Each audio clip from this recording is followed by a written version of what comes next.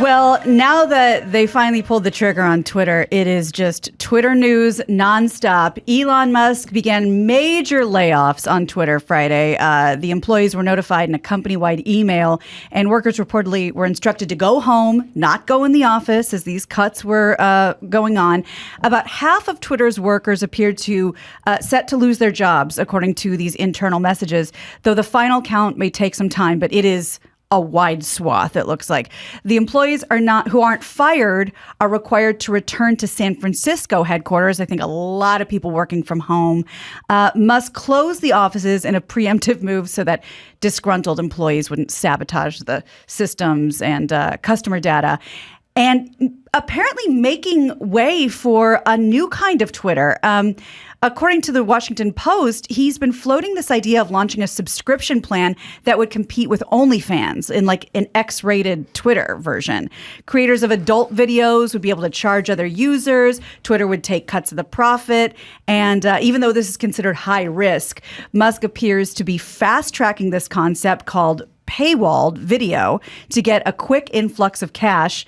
They want it rolled out before Thanksgiving. A lot of big name advertisers pulling back a little bit, now asking the people for the money. So this is the new way. So he paid a lot more than that company was worth. They say he massively overpaid. And I don't know if you saw that funny exchange. Well, I think it's funny. The exchange between Elon and Stephen King.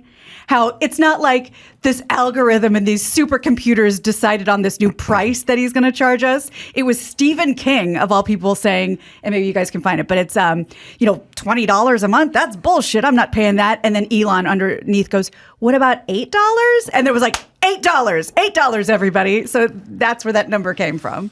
So, and it's never made a profit. There's these companies that are worth billions of dollars that don't turn a profit, never turn a profit. It's a new economy. They're money losers. They've always been a money loser. Isn't that crazy? That's insane.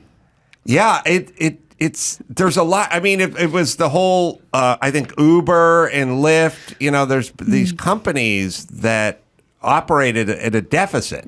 Like when you go, I think Netflix is like that.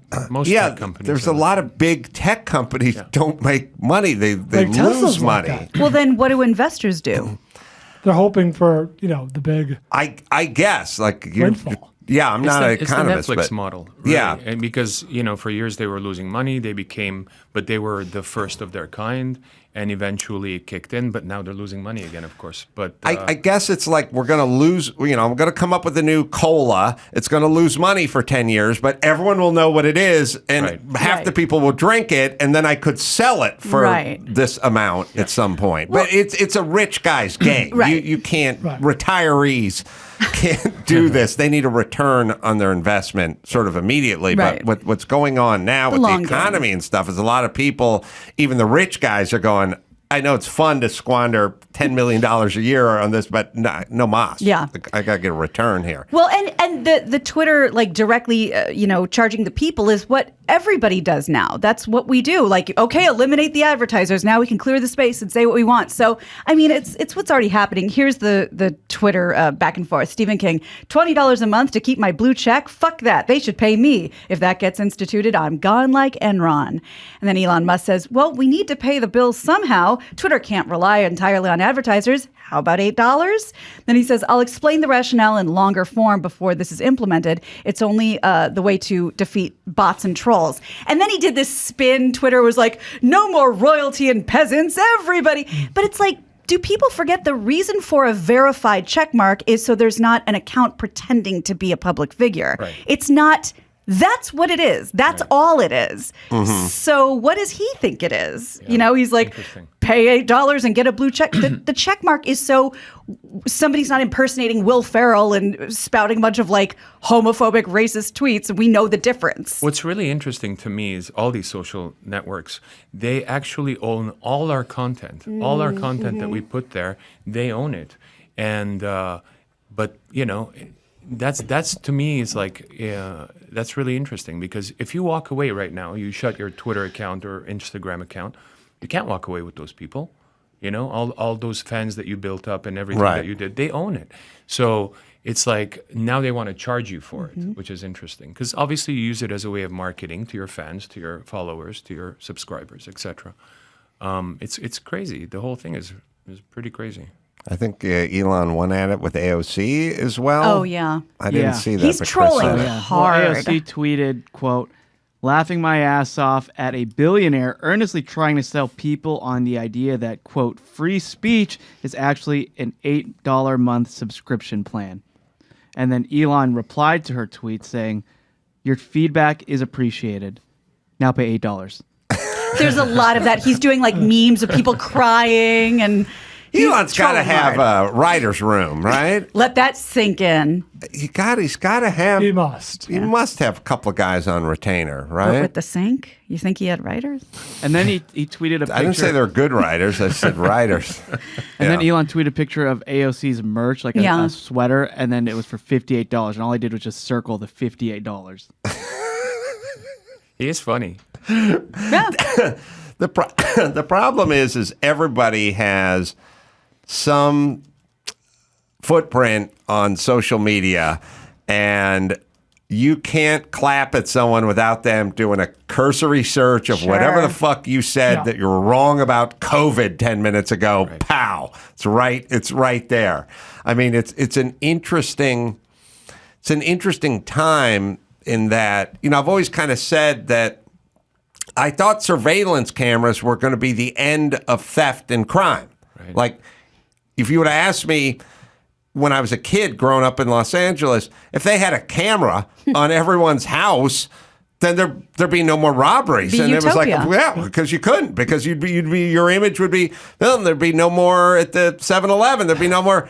Well, we have more, which is weird. And then you think like, there wouldn't be all these insane proclamations if there was film of you saying the opposite, 2 years earlier or 10 years earlier, whatever. And it's like, oh no, we have more insane proclamations met with high def film of politicians or celebrities or whatever saying the opposite. It's not slowed us down. In a weird way, it has enabled us to not bother with it, like not slow a roll, like it's like a kind of a thing where it's like, it used to be scandalous if there was some bootleg porn of you out there, but at a certain point, when everyone has one about them, then is it even scandalous anymore? No. And then who cares? And it's sort of like, yeah, you can go bring your film of your porch pirate to the LAPD, but they have 2,000 hours of other porch pilots, and now it doesn't. Yeah, desensitized. Now it doesn't exist. Yeah, it's kind of interesting. It's an interesting time we're living in. It's a psychological change. The social media has brought huge psychological change to humanity, and they should all be called "I was right." because that's what it is. And the whole idea of opinions, like everyone's got opinions on everything, on your show, on my artwork, on my whatever. Like, should they really? Like, I mean, well, that's you're right, but that's kind of the. They can have talked to opinions, Drew. but do I need to see them? No, I talk to Drew about this all the time, which is, I grew up with a kind of hierarchy, which is, if that guy was a physician, then you couldn't really argue with him about medical stuff because that guy's a doctor and you're a plumber or whatever it is. We had a kind of version of that. This guy's an expert. People had expertise and you couldn't really come at it. But then there was also a kind of a social expertise. Like when you say, this guy is really successful and has traveled the world and has, started these companies and stuff. Mm-hmm. Well, then who were you to get in that guy's face and for us to flip a coin over whether whose opinion was right or wrong? That guy's written books. Right. Wrote 5 books. You're on your couch. You can't do that. Yeah, you're on your couch. Your opinion doesn't count against that. Well, that's all been wiped away. Right. It doesn't really matter if you're Dr. Drew or Elon Musk or surfing your fucking friend's futon. We got the same vote and we got different opinions and they're equal and we're sharing them. Yeah. Which is an interesting time. It is. Probably not a good time. No. This is the further into that. Now everyone's going to have access to the same blue check marks. Whether you're the futon dude or you're a 5-book guy. Yeah. Right. And that's the word. It has empowered everybody. And what a chasm that word has. Like, what's better than being empowered? And it's like, oh no, I don't want some of this empowered. Yeah. That word is very intense. Well, we did this thing where we go, everyone needs to be treated with respect and dignity. It's like, not everyone. You got to earn it a little bit. There's people out there that don't pay their taxes. They beat their kids. They punch people in subways. Like, it's not everyone. It's got to be That's not everyone. You got to kind of earn your station. And then we will, it's this weird thing where you ever have like someone go, you got to respect me. It's like, you're in charge of me respecting you. Right. I'm not in charge of that. That's up to you. And I got a scale that's pretty broad, but that'll be up to you. Right. But it's not me. It's weird. I've never heard more people talk about like I need to be treated with dignity. They need to be treated with respect. It's like.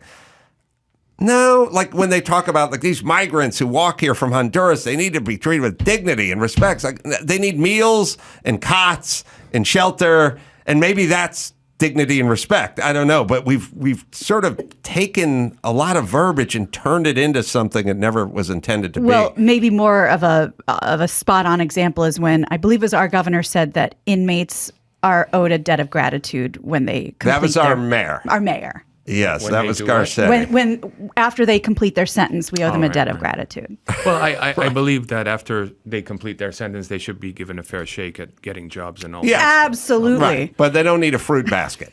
They can just get a fair Edible shake. arrangement. Yes. I don't think they want a fruit basket. Well, you're right. Although in the joint, you don't get a lot of papaya. Fresh fruit. It's a lot of canned stuff. Unless the joint's in the Caribbean. Oh, my God. Or it's an actual joint. Well, you mentioned people getting randomly punched out. And speaking of that, Chris Redd spoke for the first time after getting sucker punched outside a New York comedy club. This happened like a week ago. Yeah.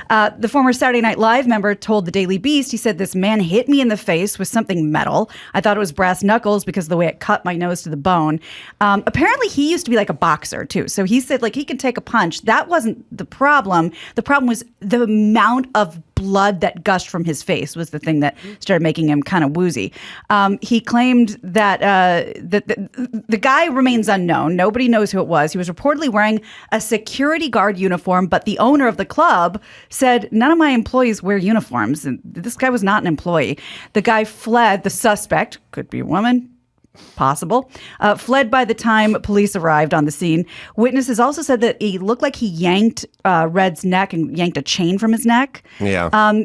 Chris wanted to go right on stage, but again, after he saw the amount of blood, that wasn't an option. Yeah, I think the guy who punched him, well, they thought had brass knuckles, but I think he was wearing like the hoodie and the mask. And now at the point if you're wearing a mask outside and you're not an elderly Asian woman, you're a potential criminal You're in up my to no mind good. because this is the greatest windfall for criminals. Sure. Pop the hood up.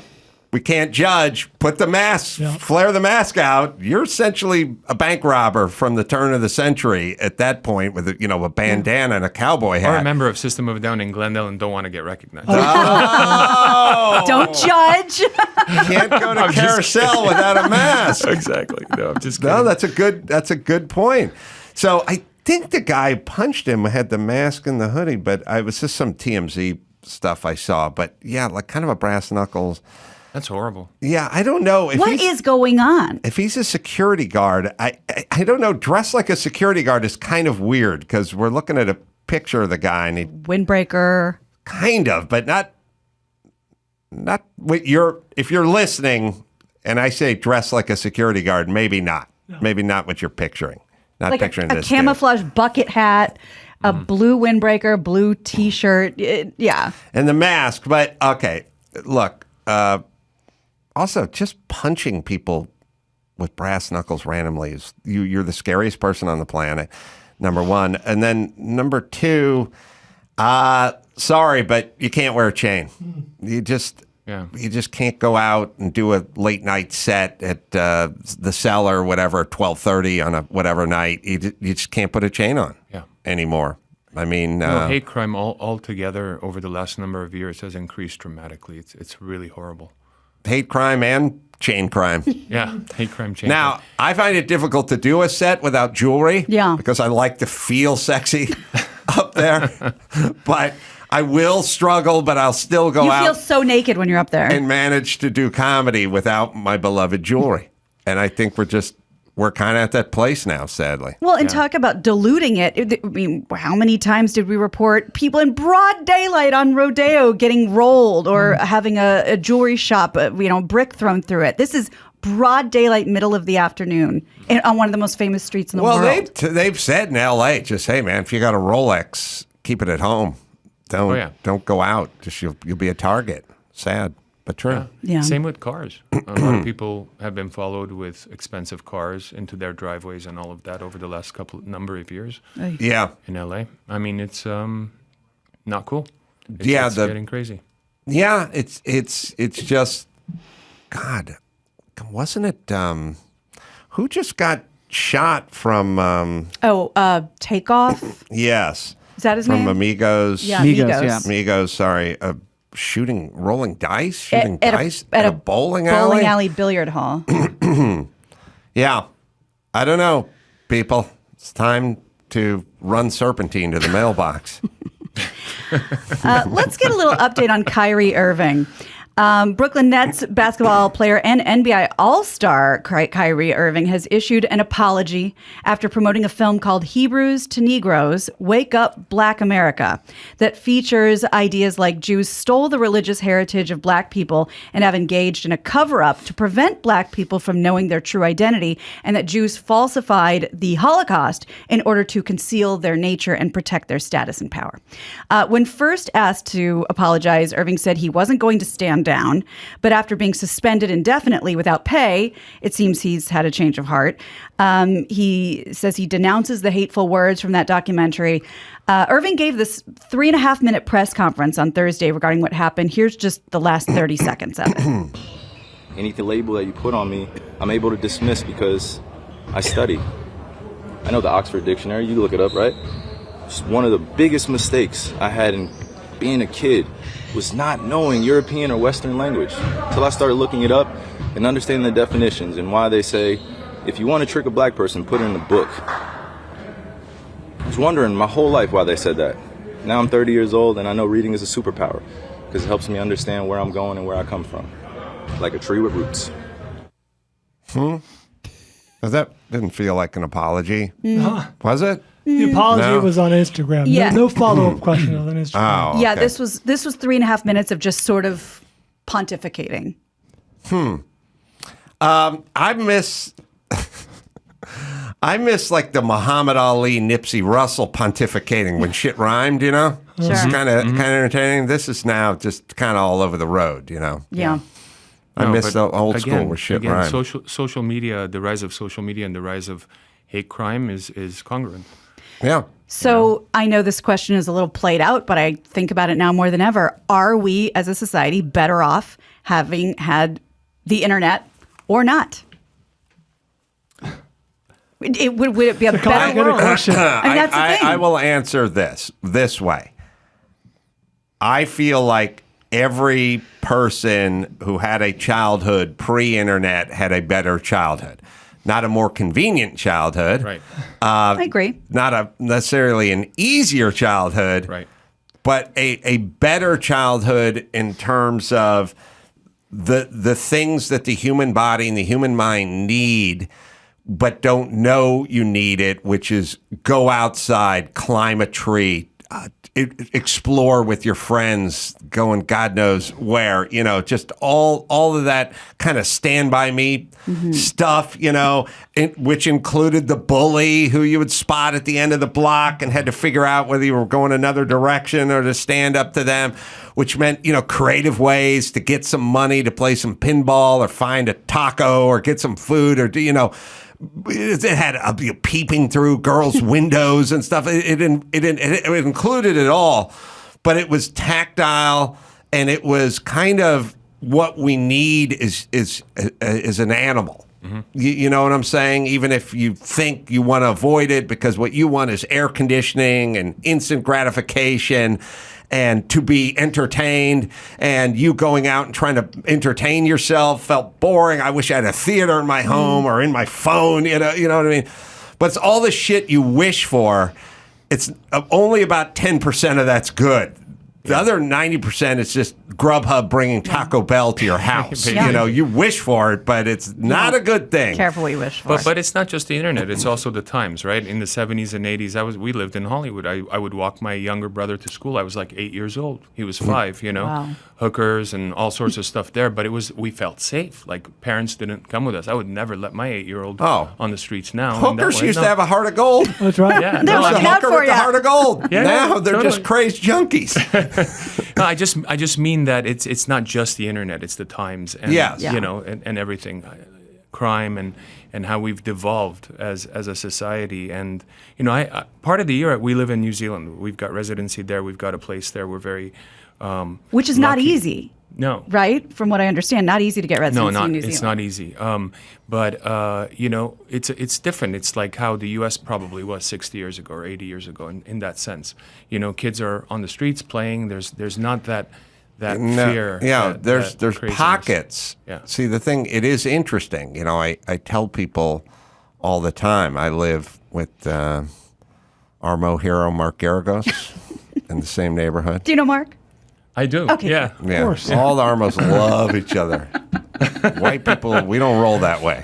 We got plenty of people I don't like. There's very few of us. That's why. They're all heroes. Oh, Era Parsegian is the greatest coach ever. Procedure. Yeah, they Mark can rattle off his Sure. 5. I don't got that time. I'm not time to interesting. do that for Whitey. You know, there's too many. But we live in a neighborhood Yeah. that I always just say. Everyone goes, "Oh, it's a great neighborhood. Oh, it's got a great school system." I'm like, people spend a bunch of money to live in this neighborhood just to live in the 50s. Yeah. Right. They're not paying it because we have a monorail. Right. They're paying to buy a time when people knew their neighbors, kids could go play in the street. You know, you're literally buying an era Yeah. Yeah. more than you're buying technology. Totally. And that's what you get in New Zealand, Yep. right? You just go, it's not that they have X, Y, and Z. It's that they have they what, don't. what we had Yeah. in a better time, in a different time. My dear friends, they just lived there for 2 years working on a movie. And this was during COVID. And so nobody really, I guess, had COVID in New Zealand. And they had kept it so under control. Right. Kids are out playing, climbing trees. He said it was the best 2 years of their lives. Yeah, we were actually there for 9 months in 2020 when COVID hit. We had our 3-month lockdown there, just like here. But then, because it's an island, they were able to contain it at Right. the border. There was no COVID, so we were literally. My kid was in school. No masks everywhere, and my wife's like, you know, we got to go back to the U.S. I'm like, Says who? but my parents are here. They're in their 80s, so after a while, you feel guilty leaving them alone and all that. So we came back in October of 2020, while it was at the height of COVID here. And you'll appreciate this funny story. We landed at LAX, and you know they have the writing on the floor: please stay 6 feet Right. apart. But then they haven't closed the lane next to you, so there's a guy breathing in my ear. Yes. When you snake. But the guy in front of me is 6 feet away, right? Science. I'm like, welcome back, welcome back. Can you get a decent kebab over there in New Zealand? There's a few places. There's not like here, no. You know. No, but a few.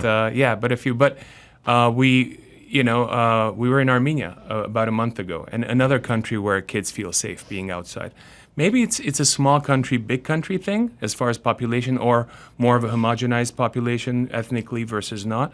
And that was tough as well. I mean, it was cool because I got to sing with Brian May of Queen, and, wow. which was cool for an event called Starmus. It's a science and music festival. And then we came back, and 3 days after the war started, you know, Azerbaijani forces attacked Armenia, and they've until now taken about 125 square kilometers, I think, or miles, and brutal. So you know, a lot of what I do and band guys do is try to get awareness out, having to do with Armenia and everything that's going on. And you know, we talked about racism and hidden racism.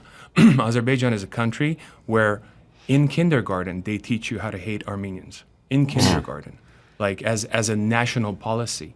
I didn't figure it out until I was in my early 20s. Well, the guy wouldn't bring us the food. It took you a while. It took you a while. No, I always bust Garagos's chops because As you're walking the dog. no, I do. I literally, I literally see him out. He's out circumnavigating that neighborhood. His wife's out there, beautiful. Saw her once. I spotted her from 200 yards away just walking, and she bent down. She picked up some garbage, and she just walked with it in her hand until she found a trash can. And I was like, I love this woman. That's a good sign. Like we talk about those keepers or being attracted to someone, seeing someone kick a dog or something. That's a deal. Yes. All right, let's bring it home, Gina Grad. You got it. I'm Gina Grad, and that's the news. Gina Grad. That was the news with Gina Grad. The EP, Perplex Cities, you can find wherever you listen to music. It is out as we speak. And also, where should people go if they want to find out tour dates and things of that nature, just what you're up to, Serj? I guess website, social media, under my name, Serj Tankian. I don't really have much tour dates, but I do have a few things planned for next year coming up. Good to see you, my friend. Good to see you, after brother. all these years, Serj Tankian. And me, Tucson Rialto Theater, coming up December 15th, and then Tempe Improv, December 16th and 17th. And we're doing our Workin' Blue tour with John Popper coming up in Dallas, January 20th and 21st. Just go to AdamCarolla.com for all that. And until next time, it's Adam for Serj and Gina and Bald. Oh, and Sonali. Sonali saying mahalo.